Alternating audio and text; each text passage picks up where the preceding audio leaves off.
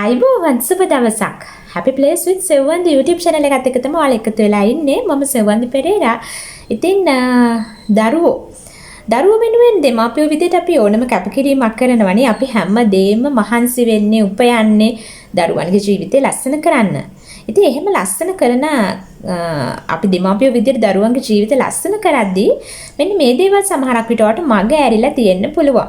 හැබැයි ඔයා හිතන්නේ නැති වෙන්න පුළුවන් මේකේ තියෙන බරපතලකම.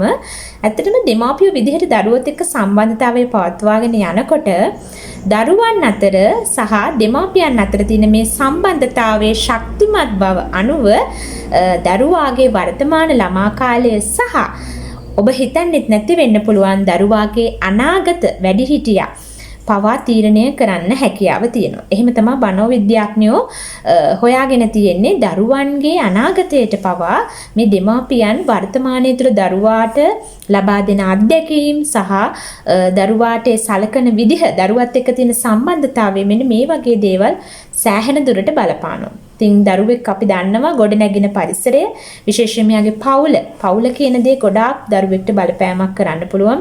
එයාගේ මානසිකව ශක්තිමත් වෙන්න, කඩම් වැටෙන්න, මානසික ගැටලුවක් තියෙන දරුවෙක් බවට පත් වෙන්න පවා මේ දරුවාගේ පරිසරය සහ එයා හැදෙන පවුල ගොඩාක් බලපෑමක් කරනවා. විශේෂයෙන්ම අම්මා සහ තාත්තා. ඒ වගේම වැඩිහිටි සහෝදර සහෝදරියන් සහ බාල සහෝදර සහෝදරියන් නෑද හිත මිත්‍රමාදීන්ගෙන් ලැබෙන ප්‍රතිචාර සහ අත්හිතකම් ප්‍රශ්න ගැටලු හැම දෙයක්ම දරුවෙක්ගේ මානසික සෞඛ්‍යයට ගොඩාක් බලපානවා. ඉතින් මේ අතරේදී අපි දෙමාපියෝ විදිහට හැමතිස්සෙම දරුවන්ට හොදක් කරන්න උත්සාහ කරන්නේ. ඉතින් අපි මේක දරුවන්ට ලොකු බලපෑමකුත් තියෙනවා නම් මේ විදිහට දෙමාපියෝ විදිහට දරුවොත් එක්ක තියෙන සම්බන්ධතාවය දරුවාගේ ජීවිතේට ලොකු බලපෑමක් තියෙනවා නම් අපිට දෙමාපියෝ විදිහට දරුවන් එක්ක මේ සම්බන්ධතාවය හොඳ ශක්තිමත් සාර්ථක එකක් කරගත්තොත් අපිට ලොකු වෙනසක් දරුවන්ගේ ජීවිතේ වර්තමානයේ තුල සහ අනාගත වැඩිහිටියා තුල නිර්මාණය කරන්න පුළුවන්. අද ළමයා වෙන කෙනා තව කාල සීමාවක් අවසානයේ අනාගතයේ වැඩිහිටියෙක් වෙනවා. එතකොට සමාජයට හොඳ වැඩිහිටියෙක් හදන එක තමයි දෙමාපියෝ විදිහට අපි හැමතිස්සෙම උත්සාහ කරන්න ඕන. ඉතින් ඒකෙදී මේ දෙමාපියන් අතර සහ දරුවන් අතර තියෙන මේ සම්බන්ධතාවය ශක්තිමත් කරන්න ගොඩාක් වැදගත් වෙන දෙයක් තමයි sannivedanaya දරුවන් සහ දෙමාපියන් අතර තියෙන කතා බහ. කතා බහ කියුවහම දෙමාපියෝ සහ දරුවන් අතර කතා බහ සමහරක් වෙලාවට වැඩිපුරම ටිකක් තද රළු ස්වරයෙන් යුක්ත කතා බහක් වෙන්නට පුළුවන්. කොහොම වුණත් මෙතනදී දරුවාගේ වර්තමාන ලස්සන ළමා ලෝකේ ලස්සන කරන්නත් හොඳ බැඳීමක් ගොඩනගා ගන්නත් අනාගතයේ හොඳ ශක්තිමත් දරුවෙක් හදන්නත් දෙමාපියන් සහ දරුවන් අතර තියෙන සම්බන්ධතාවය ශක්තිමත් කරන්න නම් මේ රළු කතා බහක් දරුවොත් එක්කලා සුදුසු නැහැ. ඉතින් මනෝවිද්‍යාඥයින් පෙන්වා දෙන විදිහට දරුවන් සමග අනිවාර්යයෙන්ම සුහද කතා බහක් දෙමාපියෝ විදිහට ඔබ පවත්වාගෙන යන්න ඕනේ. සුහද කතා බහක් මගින් දරුවන් සහ දෙමාපියන් අතර ලොකු සම්බන්ධතාවයක් ඇති කරන්න පුළුවන්. ඒ වගේම තමා සුහද කතා බහක් වගේම දරුවෝන් වෙනුවෙන් අපි දෙමාපියෝ විදිහට ගොඩාක් කාර්යබහුලයි. විශේෂයෙන්ම අම්මා වුණත් අද රැකියාවක නියැලෙනවනේ. ඉතින් හරිම සීමිත කාලයක් තමයි දරුවොත් එක්කලා පවුලත් එක්ක රැඳෙන්න තියෙන්නේ. නමුත් අපි හැමදේම කරන්නේ දරුවෝ පවුල වෙනුවෙන් නම් අපි අනිවාර්යයෙන්ම දරුවන් වෙනුවෙන් දවසකට විනාඩි 10ක්වත් මේ සුහද කතා බහකට දරුවන් වෙනුවෙන් කාලය වෙන් කරන්න පුළුවන් වෙන්න ඕනේ. ඒ වගේම ඒ සුහද කතා බහ කියලා මම අදහස් කරේ දරුවන් දිහා බලලා දරුවන්ගේ අයි කන්ටැක්ට් එක හොඳින් පවත්වාගෙන යන ගමන් දරුවන්ට දෙමාපියන්ට ඕන දෙයක් කියන්න පුළුවන් කියන විශ්වාසය ගොඩනගාගෙන මගේ අම්මා මගේ තාත්තා මට සවන් දෙනවා මං කියන දේ අහන් ඉන්නවා කියන හැඟීමෙන් දරුවාට සවන් දෙන්න පුළුවන් සම්බන්ධතාවයක් දෙමාපියෝ විසින් ඇති කර ගන්නට ඕන. ඉතින් ඒක විශ්වාසය ඒ දරුවන්ට තමන්ගේ දෙමාපියන්ගෙන් ඒ කැරින් එක ලැබෙනවා කියන එකේ ලව් ෆික්ෂන් මේ දේවල් දරුවන්ට දෙමාපියන්ගෙන් ලැබෙනවා කියලා දැනෙනකොට දරුවෝ බොහෝම සමීප සම්බන්ධතාවයක් දෙමාපියොත් එක්ක ගොඩනගා ගන්නවා. ඉතින් ඔයාගේ ළමා කාලයට අපි ගියොත් ඔයාගේ ළමා කාලේ ඔයාට හොඳ සවන් දෙන්නෙක් හිටියනම් ඒ කියන්නේ ඔයා කියන දේ ඔයාගේ හැඟීම් ඔයාගේ අදහස් අහගෙන ඉන්න ඔයාට සමහරක් විට මාර්ගෝපදේශනයක් සපයන්න හොඳ හිතවත් විශ්වාසවන්තයෙක් හිටියානම් ඔබ බොහෝ වාසනාවන්තයි. හැබැයි බොහෝ දරුවන්ට අද මේ අවස්ථාව අහිමි වෙලා තියෙනවා. ඒ කියන්නේ හොඳ විශ්වාසවන්ත සමන් දෙන්නෙක් නොමැතිකම නිසා ඔයාට හොඳ සමන් දෙන්නෙක් හිටියනම් ඔයා දැන් දන්න වැඩිගේ වටිනාකම කොච්චරද කියලා දරුවෝ විදිහට දෙමාපියොත් එක්කලා මේ දෙමාපියන්ට ඕන දෙයක් කියන්න පුළුවන් සහ දරුවාට ඕන දෙයක් තමන්ගේ අදහසක් තමන්ට තියෙන ප්‍රශ්නයක් තමන්ගේ ඕනම හැඟීමක් ප්‍රකාශ කරන්න පුළුවන් කෙනෙක් ඉන්නවා කියන දේ හරි වැදගත් දරුවගේ ජීවිතේ මානසික ගැටලුවකින් තොරව පවත්වාගෙන යන්න. ඉතින් ඒකෙදි දෙමාපියන්ට ලොකු වගකීමක් තියෙනවා හොඳ සමන් දෙන්නෙක් විදිහට දරුවත් එක්කලා සම්බන්ධතාවය පවත්වාගෙන යන්න.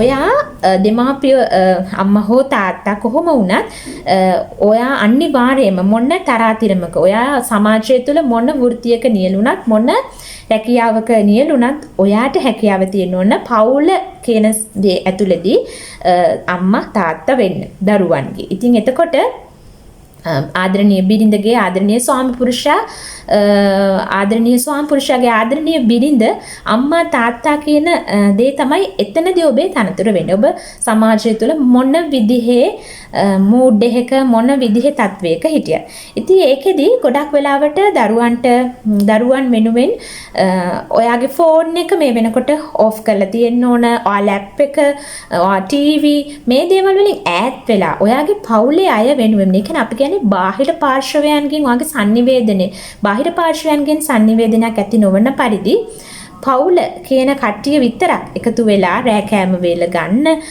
දරුවොත් එක කතා කරන්න දවසට පැයක්වත් අඩු ගන්න වෙලා වෙන් කරන්න පුළුවන් නම් මේ කියන හොඳ සම්බන්ධතාවය බොහොම පහසුවෙන් ගොඩනගා ගන්න පුළුවන්.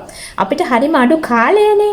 හැබැයි ඉතින් අපි මේ මහන්සි වෙන්නේ අපේ පවුල ගොඩනගා ගන්න නම් අපේ දරුවෝ හොඳ තැනකට ගේන්න නම් හොඳ යහමගට දරුවෝ ගන්න පුළුවන් දෙයක් තමයි මේ හොඳ සමාජ දෙමාපියන් සහ දරුවන් අතර හොඳ සම්බන්ධතාවයක් ගොඩනගා ගන්න එක.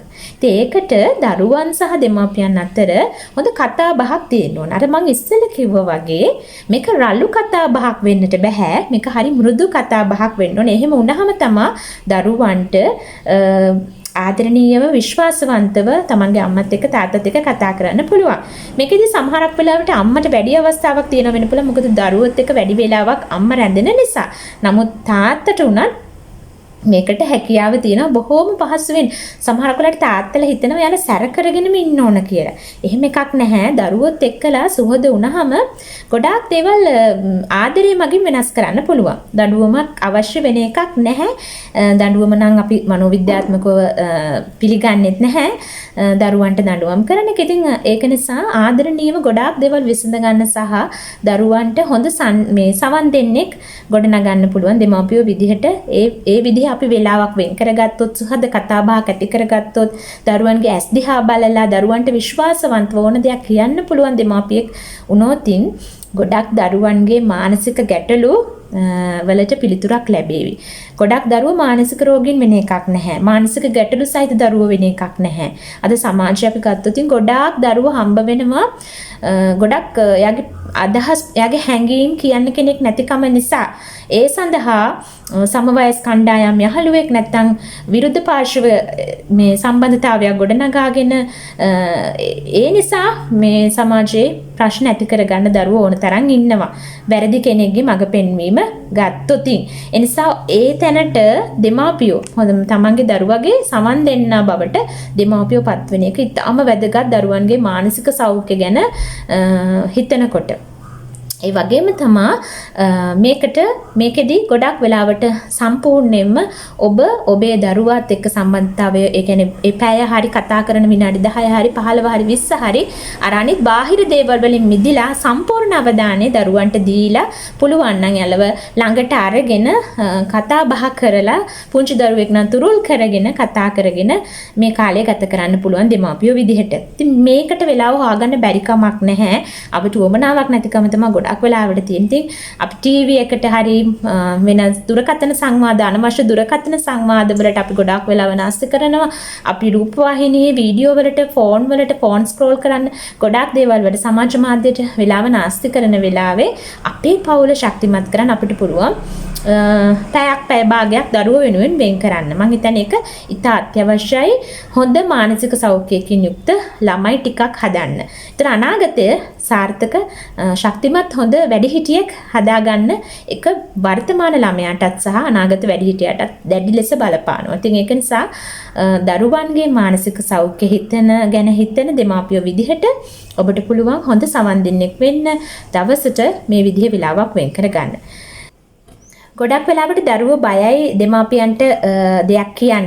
ඒ වගේම ගොඩක් වෙලාවට දරුවෝ ලැජ්ජයි දෙමාපියන්ට දෙයක් කියන්න. ඉතින් ඒක හරි දුරස්ත සම්බන්ධතාවයක්. ඒ සම්බන්ධතාවය ශක්තිමත් කරගෙන සමීප සම්බන්ධතාවයක් ගොඩනගා ගන්න එක තමයි ඉතා වැදගත්. දරුවාට බොහොම විශ්වාසයෙන් මේකට පිළිතුරක් ලැබෙයි. මං කියන දේ අහන් ඉඳී, මාව අහන් ඉඳී කියන හැඟීමෙන්. ඒකට මේ ලොකු ගැටලුවක් ළමයට තියෙන්න ඕනෙත් නෑ. සාමාන්‍ය එදිනදා දේවල් වෙන දේවල් දරුවන්ගේ දේවල් අහගෙන ඉන්නකොට එයා කොයි විදිහේ කට්ටියද ආශ්‍රය කරන්නේ, යාට මොන වගේ පරිසරයකද එයා වැඩ කරන්නේ කියන දේ පිළිබඳව ඔබට දෙමාපියෝ විදිහට හොඳ අවබෝධයක් ගන්නත් පුළුවන්. ඉතින් ඒකටත් ඉතා වැදගත් මේ දේ. ඒක නිසා දරුවොත් එක්කලා අර දරුවාට හොඳ බයක් නැතුව අම්මට උනත් තාත්තට උනත් ඕන දෙයක් කියන්න පුළුවන් විදිහට දරුවත් එක්ක සම්බන්ධතාවය ගොඩනගා ගන්නවට පුළුවන්. ඒ වගේම දැන් මගේ ළමා කාලය ගත්තොත් මං හැදුනේ මගේ පියාගේ මහගෙදර. එතකොට අම්මලා තාත්තලා ගොඩක් වෙලාවට හවස අපි ටීවී බලනවට වඩා ආච්චි ලොකු තාත්තලා මේ හැමෝම එකතු වෙලා අපි වාඩි වෙලා මේ ගොඩක් වෙලාවට කට්ටිය කතා කර කර ඉන්නේ. ඉතින් ඒගොල්ලොන්ගේ ජීවිතේ විවිධ අත්දැකීම්, ඒගොල්ලෝ මුණ දීපු දේවල්, ඒ ගොඩක් අදහස් අපි ඒ වෙලාවේදී ඉතින් අහගෙන ඉන්නවා. හරි ලස්සන කතා බහක්. ඉතින් අපිට ජීවිතය ගැන සමහරක් වෙලාවට සමාජය තුලින් ගොඩක් දේවල් ඉගෙන ගන්න පුළුවන් කියන්නේ ඒ වගේ කතා බහ තුලින් අපි මේ සමාජය ගැන ගොඩක් දේවල් ඉගෙන ගත්තා. සමාජයේ විවිධ මිනිස්සු ඉන්නවා කියන දේ පුංචි කාලෙදිම අපේ ඔළුවට ගියා ඒ කතා බහ තුලින්. ඉතින් දෙමාපියෝ විදිහට අර දැන් විස්තృత පවුලක් කියන දේ ගොඩාක් ලොකු පවුලක් දැන් නැහැ නේ. අෂ්ටික පවුලක්නේ දැන් ගොඩාක් වෙලාවට තියෙන අම්මා තාත්තා දරුවන් සමගින් ගොඩනගා ගන්න පවුල්නේ. හැබැයි කොහොම වුණත් තමන්ගේ පවුල කියන දේ හරිය වැදගත්. දැන් අපිට අදට උනත් ඒ අපි කතා කරපු දේවල් තාමත් අපේ මතකේ හරිම ලස්සනට තැම්පත් වෙලා තියෙනවා. ඒවා ගොඩක් අපි පාඩම් නොදැනීමම මේ සමාජය ගැන පාඩම් අපි ඉගෙන ගත්තා. ඒ වැඩිහිටියන්ගේ කතා බහත් සමග. ඒ කියන්නේ දරුවොත් එක්කලා මොනවාද උනේ අද දවසේ, ඊළඟට මේ පරිසරයේ වෙන දේවල්, මෙහෙම දේවල් වෙන්න පුළුවන්. මෙන්න මේ වගේ දේවල් ඒගොල්ලෝ හරිය එයාලට වෙච්ච අත්දැකීම් හරහා තමයි අපිත් එක්ක බෙදාගත්තේ. ඒක හරියම වටිනවා දරුවන්ට. දෙමාපියන් සහ දරුවන් මේ වැඩිහිටියන්ටත් පුළුවන් ඇත්තටම ආච්චිලා සීයලා ඒ වගේ හොඳ සම්බන්ධතාවයක් දරුවොත් එක්ක පවත්වාගෙන යනවා නම් බොහොම නිරවුල් මානසිකත්වයෙන් යුක්ත දරුවෙක් සමාජයට ගොඩනගා ගන්න පුළුවන්. ඉතින් හැම තිස්සෙම හැපි ප්ලේස් විතින් මම උත්සාහ කරන්නෙම නිරවුල් මානසිකත්වයෙන් යුක්ත දරුවෙක් ගොඩනගන්න. දරුවන් විතරක් නෙමෙයි වැඩිහිටියන්ටත් හොඳ මානසික සෞඛ්‍යයකින් යුක්තව බැලන්ස් ලයිෆ් එකක් ගෙනියන්න ඕනේ කියන දේ තමයි මම තදින්ම විශ්වාස කරන්නේ. වගේම හැමතිස්සෙම මම විශ්වාස කරන දෙයක් තමයි මනෝවිද්‍යාත්මකව ගොඩාක් දේවල් ඒක ගැඹුරු විෂයක් නෙමෙයි. ඒක ජීවිතයට ඇප්ලයි කරගන්න, ප්‍රායෝගිකව යොදා ගන්න පුළුවන් විෂයක් කියලා තමයි මම හැමතිස්සෙම විශ්වාස කරන්නේ. ඉතින් ඒක නිසා මගේ අරමුණ හැපි ප්ලේස් විතින් මේ වගේ ඔයාගේ ජීවිතයට, ඔයාලගේ දරුවන්ගේ ජීවිතයට මානසික සෞඛ්‍යයට වැදගත් වෙන ගොඩාක් දේවල් අරගෙන එන්න, ජීවිතේ සතුටින් ගෙනියන්න ඔයාලට උදව් කරන එක. ඉතින් මේ වගේ තවත් වටිනා දෙයක් අරගෙන මම තවත් දවසක එකතු වෙන්නම්.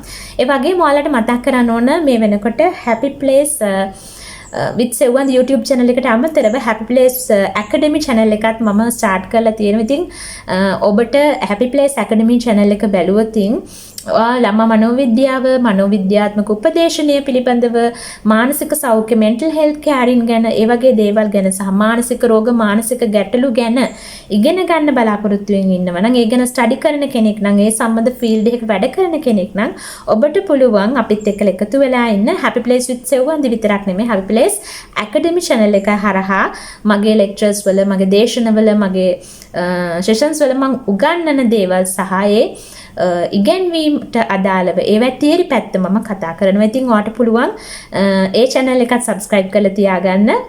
අපිත් එක දිගටම එකතු වෙලා ඉන්න. මම මනෝවිද්‍යා පුහුණු උපදේශිකා සෙව්වන්දි පෙරේරා. ඉතින් මානසික සෞඛ්‍ය හොඳම තැනක තියෙන හැමෝම සතුටින් ඉන්න ලස්සන රටක් ගොඩනගන්න මං ඉගෙනගත්ත දැනුම යොදා ගන්න එක තමයි මගේ මේ ජීවිතේ මගේ මේ වැඩසටහන් වල අරමුණ. එහෙනම් ඉතින් ගිහින් එන්න සුබ දවසක්. ආයුබෝවන් ඔය හැම දිනාටම.